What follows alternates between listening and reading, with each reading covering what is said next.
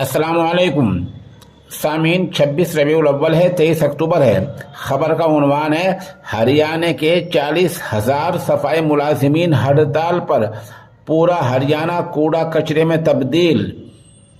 दिवाली के त्योहार पर भी जगह जगह कूड़े कबाड़े के ढेर लगे। 26 तक हड़ताल बढ़ा दी गई। खबर थोड़ी तफसील से सुने। हरियाणा में सफाई का बहरान पैदा हो गया है, क्योंकि सफाई मुलाजिमीन ने साफ कर दिया है कि मांगे पूरी न करने की वजह से 26 तक हड़ताल जारी रहेगी। मतलब यह कि दिवाली जैसे त्योहार पर भी हरियाणा में गंदगी के अंबार और ढेर लगे रहेंगे। सरकार ने हड़ताल को रोकने के लिए ज़रूरी खिदमत कानून एस्मा भी लागू किया, मगर कोई असर नहीं दिखाई दिया। सफाई मुलाजिमीन ने साफ कह दिया कि इस कानून को फाड़कर आग के हवाले कर दिया जाएगा।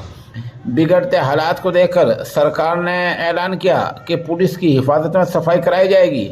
इसके साथ ही मुतबादिल इंतजाम किए जा रहे हैं और फायर ब्रिगेड की गाड़ियों पर होम गार्ड्स को तैनात किया जा रहा है। उधर हड़ताल की वजह से आरजी ठेके पर मुलाजिमों से मुआहदा किया जा रहा है, मगर बात बनती नहीं दिख रही है, क्योंकि फतेहाबाद में पुलिस की रहनुमाई में, पुलिस की निगरानी में जैसे ही एक कूड़े के ढेर पर जेसीबी पहुंची तो सफाई मुलाजिमीन आगे अड़ गए और कहा यह नहीं होने दिया जाएगा।